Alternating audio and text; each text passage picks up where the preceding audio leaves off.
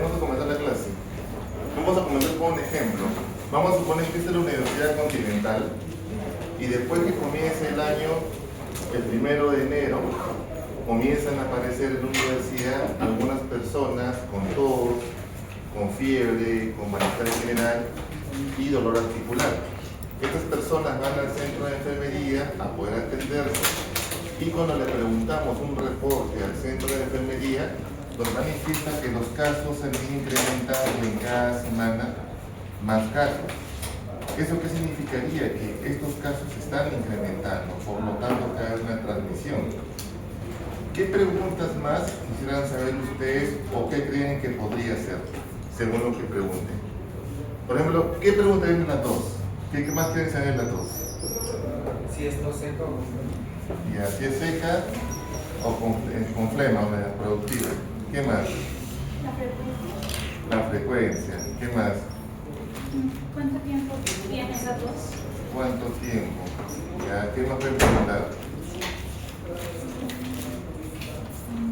Yo estoy tomando medicamentos. Se toma medicamento. ¿Qué más? ¿Cuándo empezó? ¿Cuándo empezó?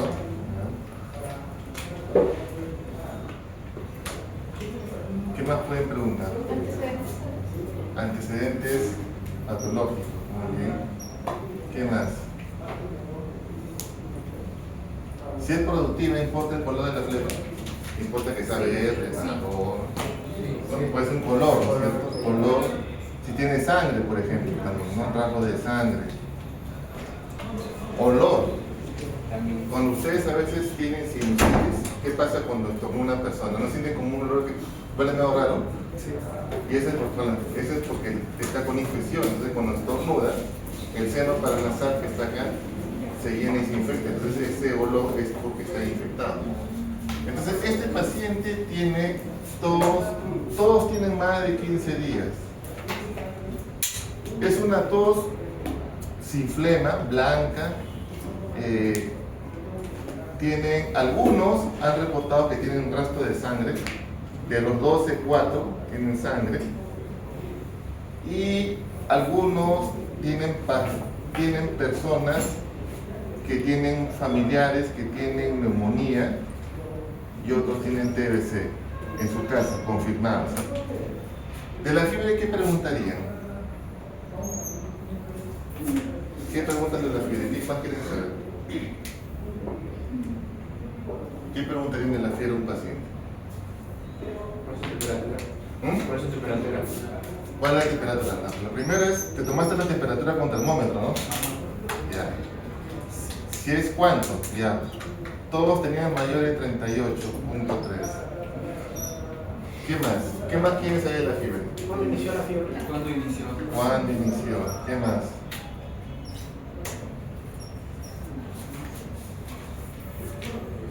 ¿Es permanente? ¿No? Frecuencia del episodio de fiebre. Es en la mañana, en la tarde, es todo el día. ¿Qué más con la fiebre? Usualmente cuando uno tiene fiebre, ¿qué ocurre? ¿Nunca les ha dado fiebre? ¿Qué les pasa? Sí, he presentado escalofríos. Sudoración y escalofríos, ¿no?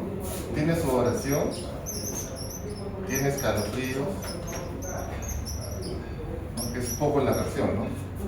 Bueno, malestar general y dolor articular es casi general, ¿no? Te duele las articulaciones, es un tema muy inespecífico.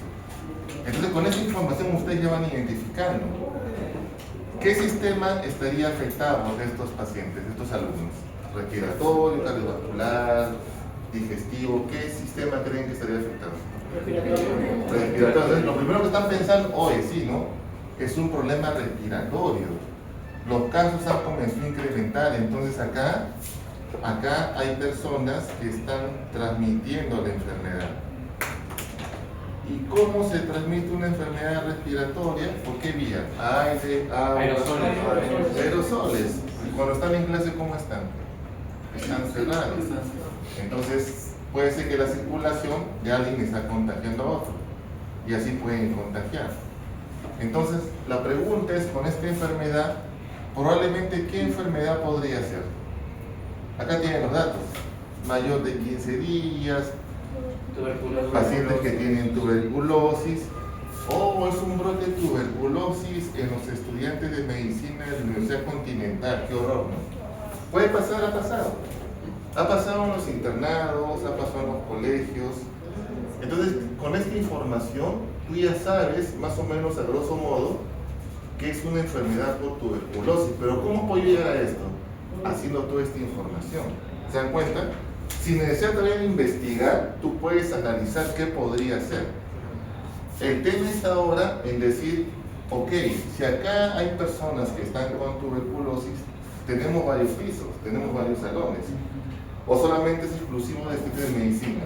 De repente hay de farmacia, de repente hay de ingeniería, porque compartimos salones o vamos a una clase. Hay personas que se enferman y otras que no se enferman, ¿no es cierto? La pregunta es por qué esta sí se enferma y esta no se enferma. ¿Qué necesito saber? Esos factores de riesgo que están relacionados con la enfermedad. Entonces, un primer ensayo es lo que vamos a ver ahora. Cuando hay una enfermedad de cualquier tipo, así es una pandemia, una cosa como este caso, lo primero es aplicar la medicina, identificar las características de cada signo o síntoma y comenzar a preguntar para poder ir hilando qué puede ser. No pueden ustedes adivinar, tienen que saber, y por eso que esto es parte importante, porque esto tiene que ver con la parte de fisiopatología, con la parte de medicina interna, con la parte de microbiología, ¿no? Si es tuberculosis, ¿quién produce la tuberculosis? ¿Cómo se llama la bacteria?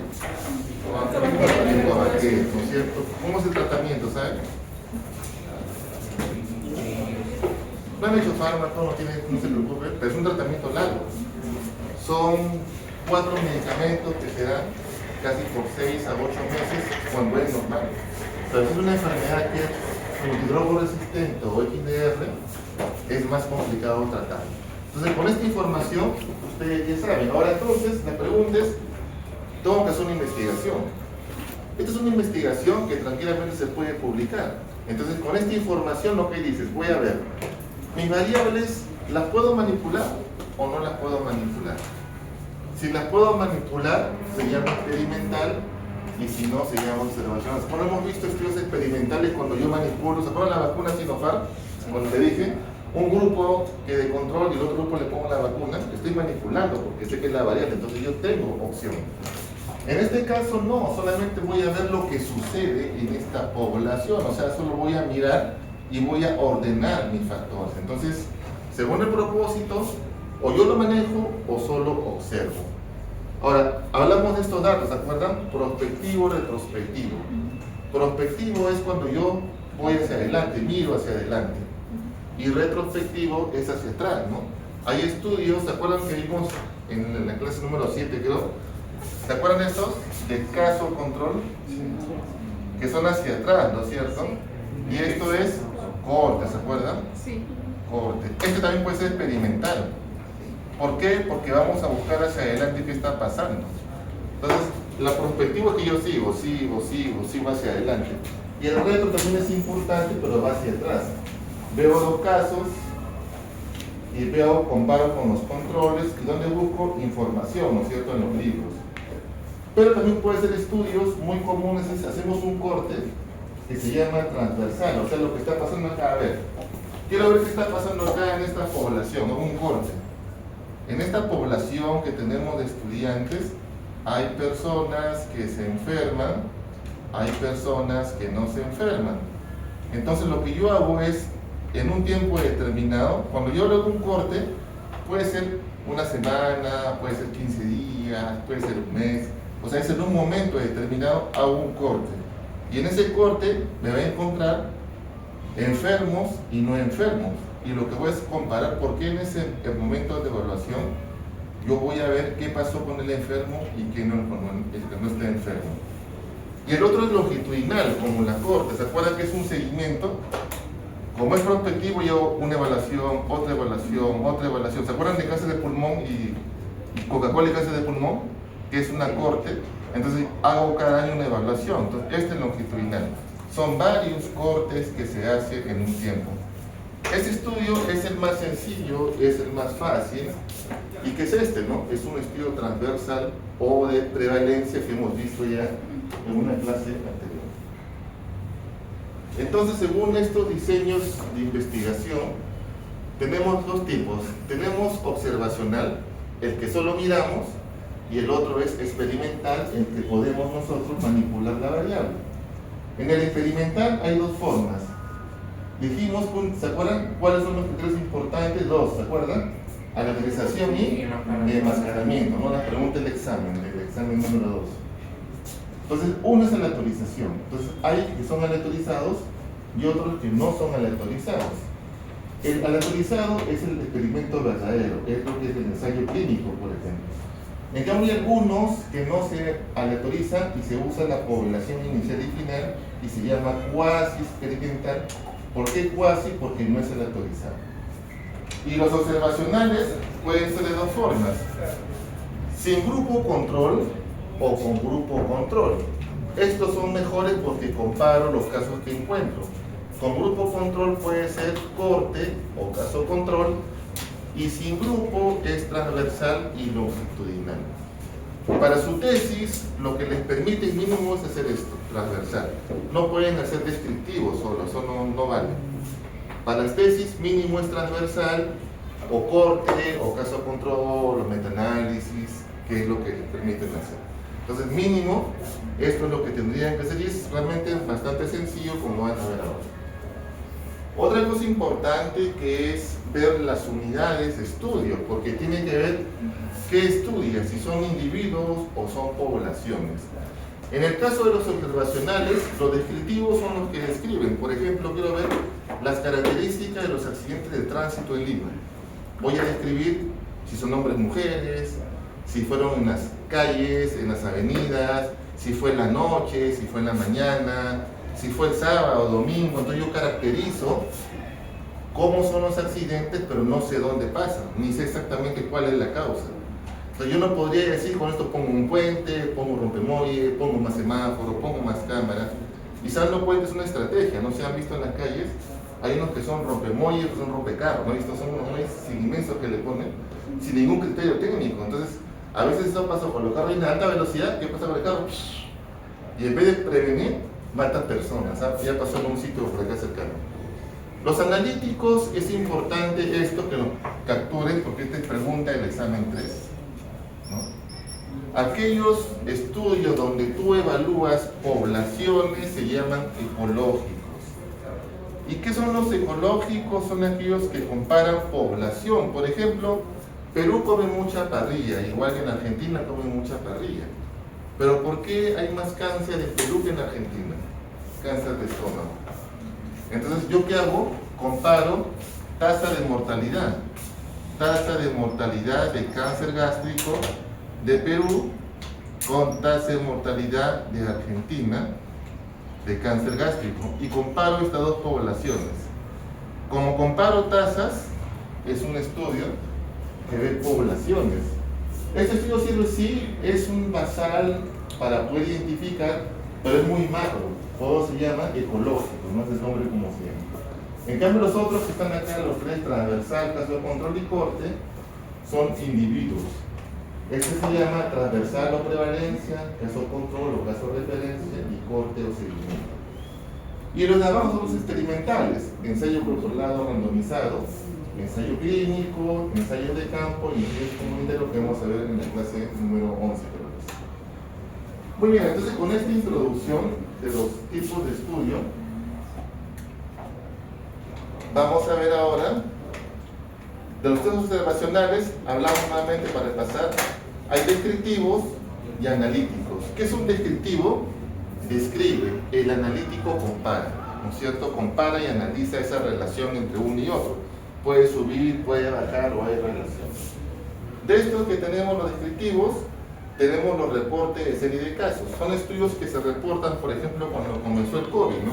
caso 1, caso 2, caso 3, caso 4 y reportan 10 casos, 60 casos en Wuhan que tienen un síndrome respiratorio sin etiología determinada. Y ahí comenzó el primer reporte, hasta que luego ya dieron, cuando identificaron al virus, que era SARS-CoV-2. Pero sirve porque esto permite identificar. Cuando las variantes de COVID comenzaron a aparecer, hay una variante, creo que es la Delta, que apareció con diarrea. Era gente que tenía tos y también diarrea. Y la gente se confundía. Pensaban que era un adenovirus, pero era también parte del COVID. Luego están los transversales y hay esto que hablamos, los ecológicos, que se relacionan con población. Pregunta examen. Corte y el otro es caso control, ¿no? Los analíticos memorísticos.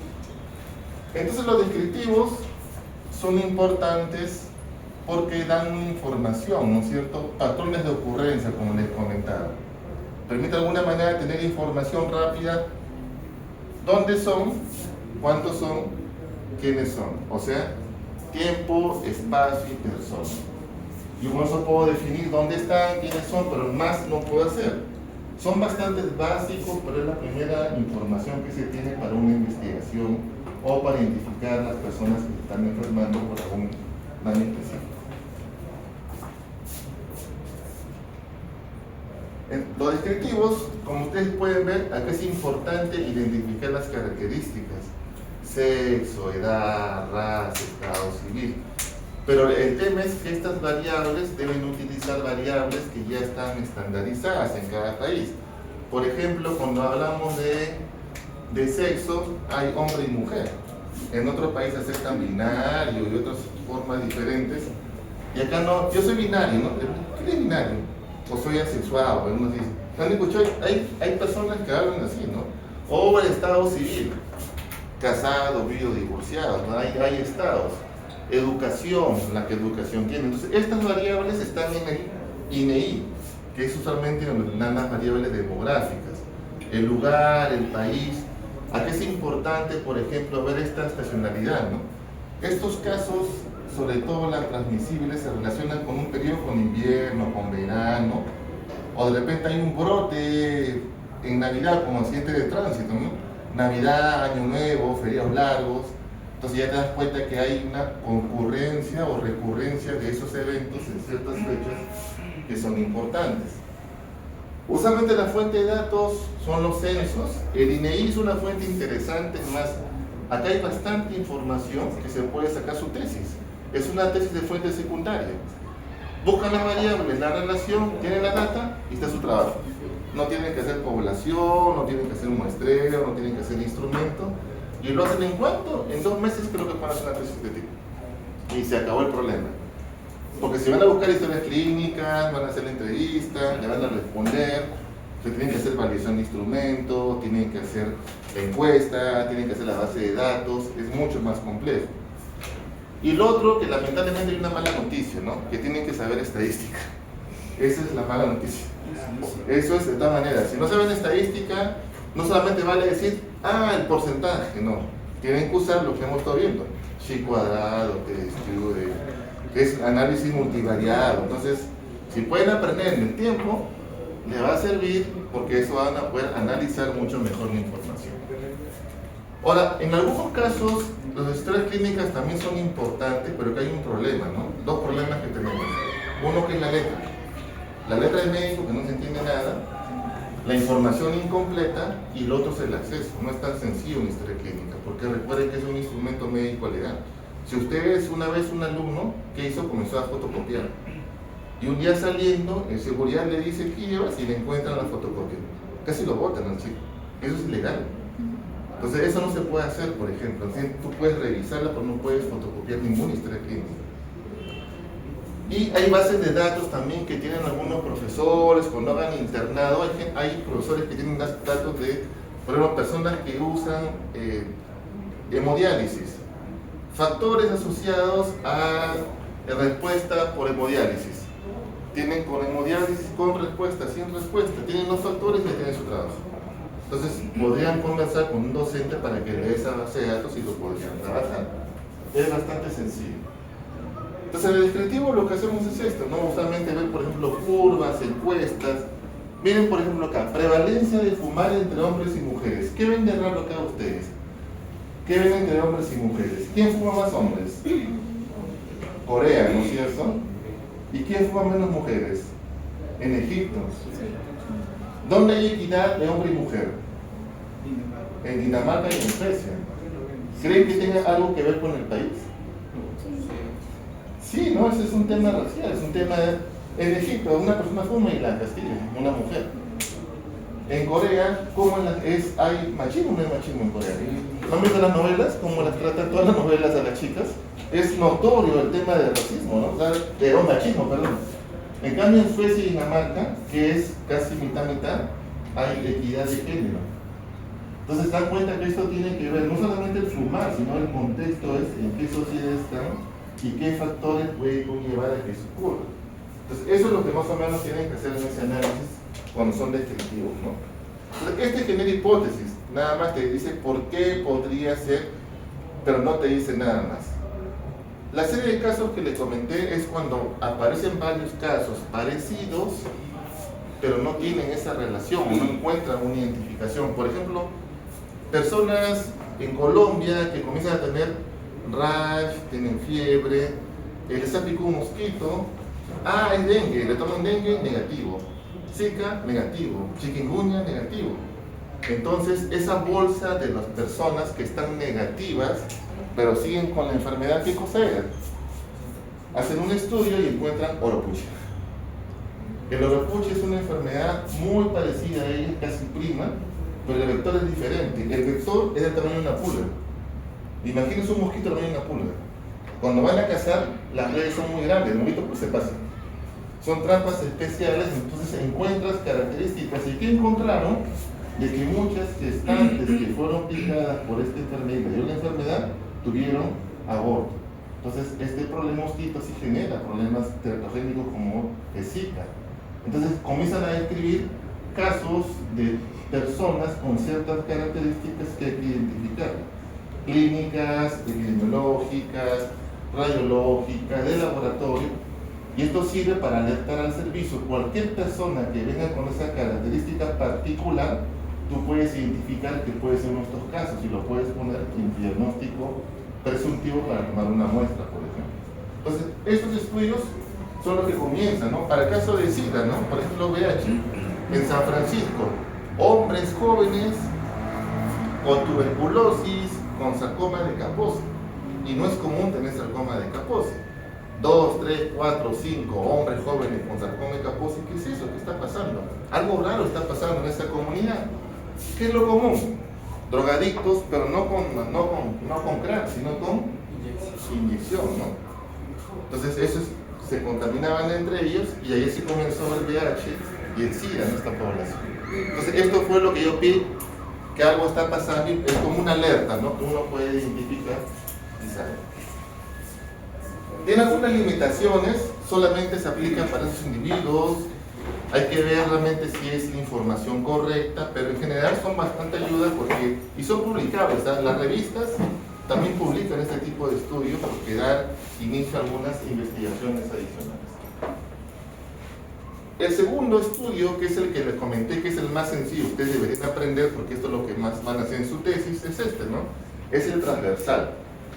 El transversal en inglés se llama cross-sectional o prevalencia, porque lo que buscamos, ¿qué es la prevalencia? Casos nuevos y antiguos. ¿Se acuerdan que la población uno sana, el otro cura? Entonces, en este caso, si es tuberculosis, el que esté enfermo, si no toma medicamento, no se va a curar, ¿no? O se cura solo. No se cura. O sea, el que está con TB, por ejemplo, va a seguir con la enfermedad. Y si no se cura, seguirá la historia natural de la enfermedad, hasta de una patología.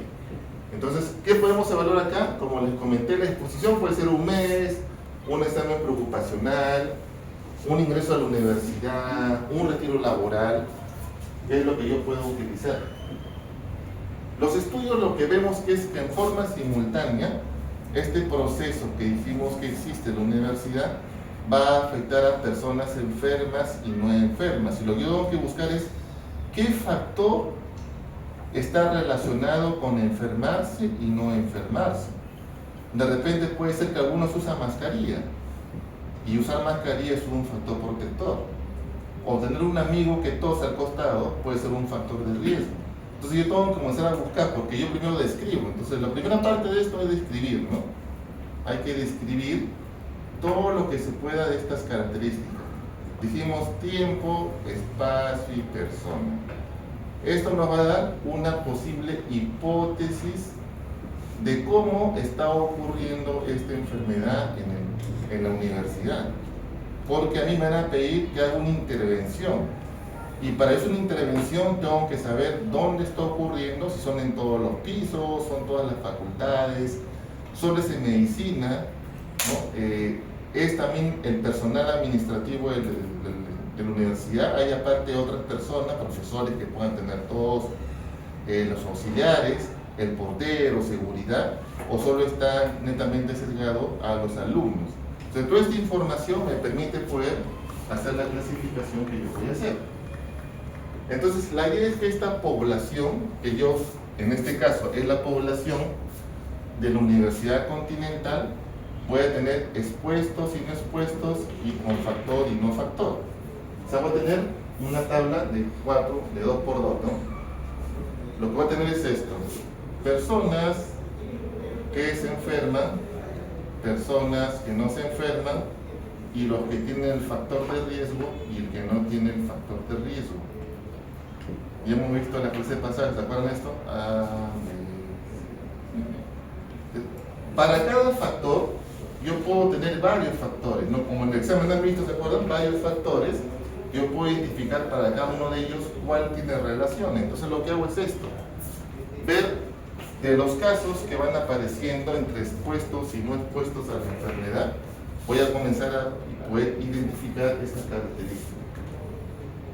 Entonces, esta población que necesito, usualmente yo necesito dos cosas que tengo que utilizar. Uno es un examen clínico o un examen laboratorial para identificar quién está enfermo y quién no está enfermo. Entonces, ¿qué haría? Yo tomaría a toda la población. ¿Qué examen podría hacer para tuberculosis para ver si está con TB o no tiene TB? ¿Qué podría ser? ¿Qué es lo más común que se hace? PCR. Expulso. Tuberculina. ¿Ah?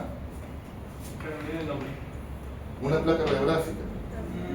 Entonces lo más común es hacer la placa radiográfica que se hacía antes, ¿no? Pero la placa a veces no es tan sensible. ¿Sacamos la sensibilidad y especificidad? El otro es hacer prueba de Sputnik. Pero ¿qué pasaría si la caverna no está cerca al bronquio? Nunca va a salir.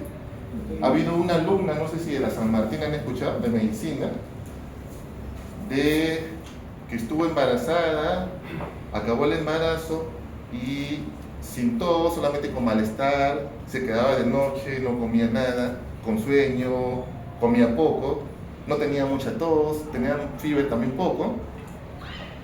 Prueba, médico 1, no tiene nada, médico 2, médico 3, anda al psiquiatra, médico 4, no encontraba nada. La placa también, le hacen GeneSpert, que es una prueba con PCR, positiva para tuberculosis, en el quinto médico, en Cayetano. Entonces los cuadros de TB no es tan sencillo como parece ser. Entonces, ¿qué podría hacer acá? Lo que yo quiero hacer, usualmente acá se hace PCR, ¿no? Que es lo más seguro. El PCR te identifica, ¿se acuerdan cuando he hecho bacterias? Entonces hago PCR. Y el PCR es una prueba que se llama GeneSpert, que es una prueba que se hace ahora para poder identificar. Entonces, ¿quién me identifica esto? ¿Quién tiene TB y quién no tiene TB, ¿no es cierto? Entonces yo lo clasifiqué: enfermo o no enfermo. ¿Se dan cuenta? Enfermo o no enfermo. Y para eso que uso, debo buscar el que tenga mejor gol estándar, ¿no? El que realmente me diga cuál es la enfermedad. Y lo segundo es un cuestionario. Le voy a hacer preguntas para que me respondan. ¿Desde cuándo tuviste? ¿Qué usaste? ¿Qué no usaste? ¿Cuándo vas a la universidad? ¿Qué estás alimentándote? Si tienes fiebre, ¿cómo es? ¿No tienes? Después del cuestionario es lo que me permite identificar los factores. Y la pregunta es, ¿cómo yo sé esto? ¿Cómo sé qué factores? ¿Cómo sé la relación? Toda esta información ya existe. Está en los libros. En los libros de medicina lo encuentras, factores asociados a tuberculosis. En las revistas encuentras. Entonces, ¿qué tienes que hacer? Es leer. Y es lo que pasa en las tesis, ¿no? traen sus tesis, profesor, este es mi título, ¿está bien?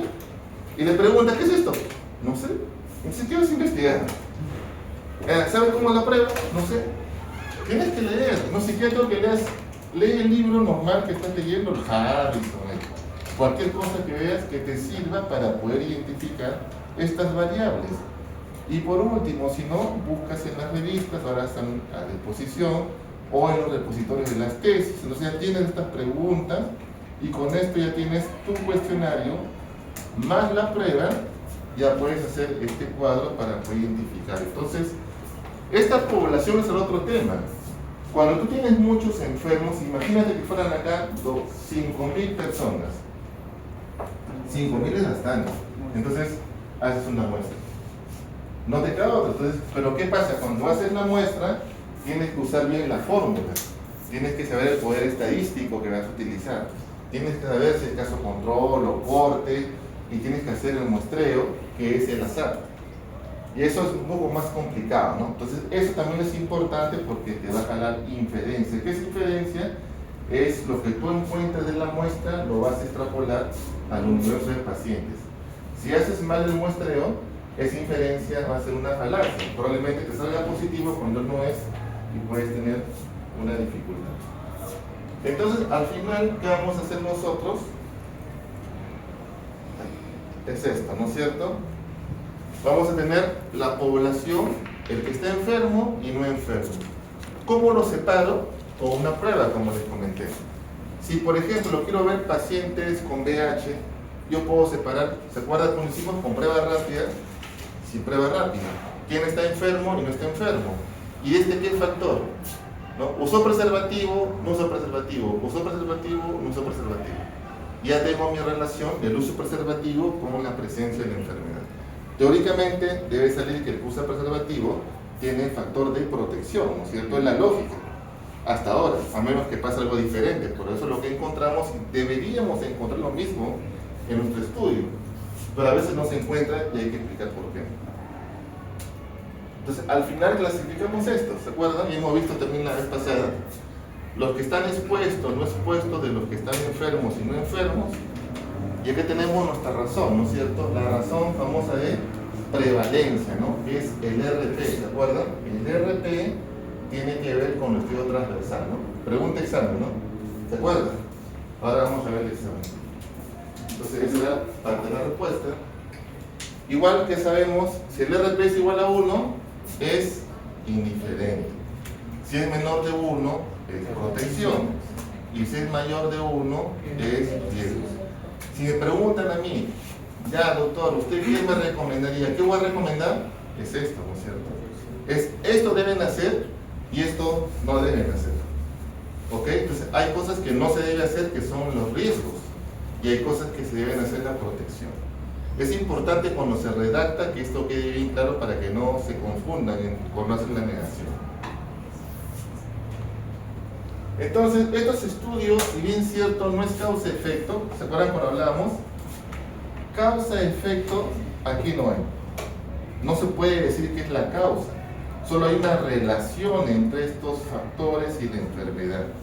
Pero son útiles porque en corto tiempo tú puedes determinar esos factores, ¿no? No tomar agua de caño, lavarse las manos, usar 2 mascarillas, ponerse casco, por ejemplo, no comer mucho cuando manejas, etcétera, ¿no? Entonces, ayuda en la práctica clínica, servicios sanitarios, investigación, porque ya te da información de estos posibles factores.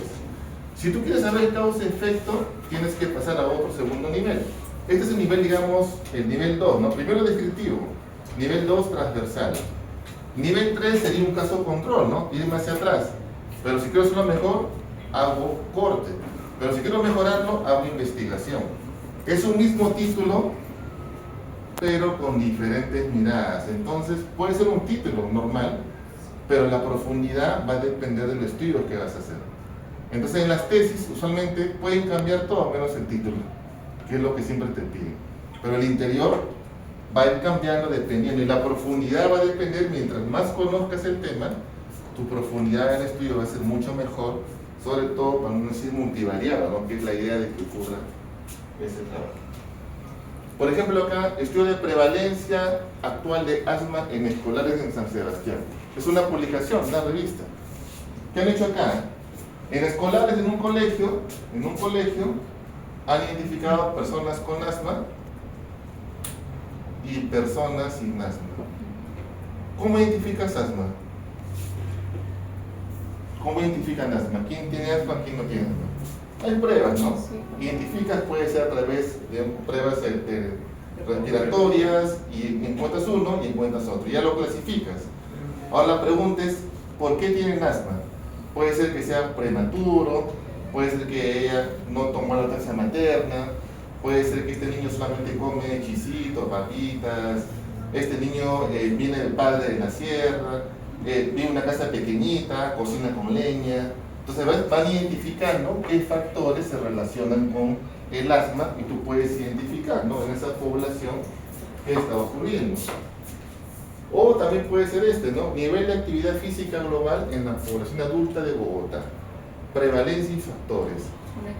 Que tiene que ver esto, un tema, fue uno de los primeros papers que sacaron en una población de cómo la actividad física mejora la salud de las personas. Y a partir de esta publicación y otras más, ¿por qué creen que Lima tiene ahora espacios para hacer carreras, la Avenida Arequipa de la Sierra, patinaje, bicicletas, los parques, las ciclovías? No es porque se le ocurrió al alcalde, porque eso ya viene, todo eso es un paquete que viene, que ya hay información. Aparte, el Ministerio de Economía y Finanzas, a cada distrito que hace eso le paga 200.000 soles. Entonces, es dinero, entonces puede hacer más horas, entonces se dedican a hacer. Pero ¿qué pasa? Cuando hacen estas ciclovías, las hacen por hacer. Entonces, una vía que es así, la ponen así, ¿no? Tráfico por San Miguel, ¿ha San Miguel? Cada rato para cambiar, lo cambian, la arreglan, lo cambian, la arreglan. Y esos cambios es más gasto, más gasto, más gasto. O sea, no planifican la actividad. Lamentablemente, Bogotá, si conoces, las pistas son inmensas, ¿no? Son muy grandes y tienen para hacer estas actividades. Nosotros no tenemos, pero la idea es esta, ¿no?, que hay factores asociados justamente a la actividad física, como es promover espacios al aire libre, parques, espacios, ciclos de vía o temas para que las personas puedan hacer, y es una forma de mejorar la calidad de vida de una población. ¿Cuáles son las ventajas? Se ven algunas asociaciones entre las exposiciones. Como les comenté, no hay causa y efecto, pero sí una relación. Se ejecuta muy rápido, esto se puede hacer en corto tiempo, es menos caro, más sencillo que otros, ¿no es cierto? Hablamos, ¿se acuerdan? Con la corte es muy caro, el caso control es mucho tiempo. En cambio, este es más rápido porque yo necesito esto. ¿Pero qué depende esto? Esto me puede salir caro, porque si yo no tengo la prueba, en el caso de TV, por ejemplo, y hago INESPER, si el MINSA no me da el estudio, yo tengo que pagar, ahí sí me cuesta. Cada estudio vale como, creo que $15, entonces sacar $15 por 100 ya son 1.500 que me va a doler, ¿no? Entonces ya no lo voy a hacer. Entonces busco a alguien que me auspicie. La universidad me podrá auspiciar con la de investigación, decirle, mira, voy a hacer un trabajo, pero auspíciame, ya te pago y compra el retiro. O sea, la investigación nunca la hace obviamente el investigador, la hace con alguien asociado para evitar los costos que se puedan. Entonces acá están las ventajas y desventajas que pueden leer. Si bien es cierto, es un trabajo bastante rápido, la importancia en la clasificación también es importante, si no puede haber un sesgo en la identificación. Otra cosa importante es también el tiempo de la enfermedad. Si la enfermedad es muy cortita, por ejemplo el resfrío, es muy corto, yo me enfermo hoy día y a los 4 estoy sano, entonces dependiendo de mi corte, de repente no encuentro a ninguno, todos están sanos o todos están enfermos, porque es muy corta la oración. Entonces tienes una oración más o menos entre 14 días que tú puedes identificar pacientes que tienen la enfermedad. En el caso de TB, que tampoco es que todos se contagian, a pesar que estamos juntos. ¿Se acuerdan que les comenté? De repente algunos y otros no. Entonces la enfermedad va apareciendo de forma paulatina, ¿no? Usualmente, ¿quiénes se contagian? Las que están cercanas al enfermo, que es su amigo, que no solamente está acá, sino que va a comer con él, va a su casa, se come con esa. Hay mucha cercanía para que haya una suficiente inóculo y se pueda enfermar. Es una permanente característica. Entonces, hay ventajas y desventajas como en todo estudio, pero realmente es muy sencillo poder hacerlo y te da información bastante útil. Ya vimos este ejemplo. Por ejemplo, se realizó un estudio epidemiológico para identificar el desconocimiento sobre el VIH y la presencia de infección en los estudiantes. Entonces la población fue de 15 a 49 años y lo que se hizo fue preguntar, ¿no es cierto?, si conocían o desconocían para poder infectarse. ¿Cómo identificamos a los enfermos? Con una prueba rápida, ¿se acuerdan? Tomamos prueba rápida y encontramos que 81 sí tenían la infección. No significa que tengan VIH, ¿se acuerdan que hablamos? Porque la prueba, ¿cuál es el gol estándar? ¿Cuál sería de VIH? El Western blot. Entonces, de acá sigue la ELISA y de ahí el Western blot. Entonces, solamente es un tema de detección, es un tema poblacional, igual que esto. Entonces, depende de qué usemos. Yo puedo usar con placas, puedo hacer solo con esputo, pero mejor es con PCR porque realmente me identifica claramente. Entonces, en este estudio, yo encuentro que desconocen y están infectados 81, que desconocen y no están infectados 67, que no desconocen y están infectados 83 y que no desconocen y no están infectados 367. ¿Qué supone? ¿Cuál es la hipótesis? Que los que desconocen deberían estar infectados, ¿no? Esa es la idea. Si no conozco, me voy a infectar. Entonces hacemos el cuadrito, dijimos ya, aplicamos nuestro tabla, que es como el examen parecido, ¿ya? Y encontramos acá, ¿se acuerdan? Encontramos acá en el estudio, transversal, 95, y en este caso, ¿qué cosa es? ¿Se acuerdan? Razón de prevalencia, ¿no? 2.96. Entre 2.32, este es correcto. Entonces, ¿cuál sería la respuesta? Como es transversal, dijimos es menos 1. 1.97, ¿no? Casi todos se equivocaron. El riesgo de adquirir infección es 1.97 veces más que en las personas, veces más, ¿se acuerdan? Que en las personas que conocen los mecanismos. ¿Qué significa? Que efectivamente las personas que desconocen tienen casi 2 veces más que los que conocen de poder infectarse. ¿Qué significa? Que tendría que hacer channel de comunicación. Ya no el típico panfleto, ¿no? De este papelito. Cuando le mandan a usted leen un papelito, no lo leen, no lo leen. En cambio, cuando te pongo, no sé, por TikTok, te pongo 2 títeres que están hablando, te llama la atención y tú buscas otra forma de identificar. Y lo otro es los ecológicos que le decía, ¿no? Los ecológicos son interesantes, sobre todo cuando hablamos de temas poblacionales para cambio climático, por ejemplo. Muchos estudios que se usan ahora para cambio climático tienen que ver con pronóstico de tsunami, agua, meteorología, y comparamos poblaciones para ver los efectos del cambio climático, pero esto lo que es población. A diferencia de los otros, es individuos. Y como población, con tasas. ¿Se acuerdan cuando hablamos de tasas? Es la población, ¿no es cierto? Entonces, la tasa es un elemento que se usa, tasa de mortalidad infantil, materna, o otra tasa que ustedes busquen. Se llama también estudio de correlación. La unidad de análisis no son los individuos, sino las poblaciones. Pregunta examen, ¿eh? ¿Se acuerdan que le decía que venía el examen las preguntas que le decía? Vino, ¿no es cierto? Bueno, casi parecido. Pueden hacerse comunidades, municipios, regiones, países. ¿Qué significa? Que mi estudio puede ser todo un país, puede ser todo un departamento, puede ser una provincia, puede ser un distrito, puede ser una comunidad que puede ser similar y puede identificar qué está pasando. Por ejemplo, cuando van a hacer ¿no? Se van a hacer serum.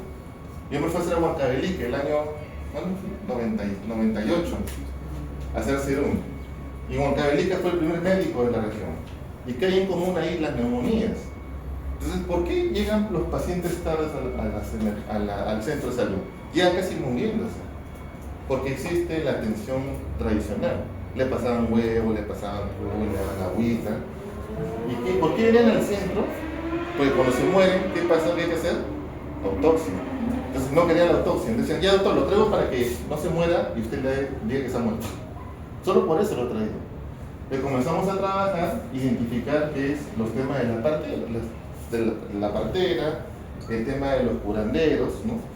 Entonces, ¿qué hacíamos? Que vengan, que tomen su curación, pero también tomen su medicamento. Y la neumonía es fácil, ¿no?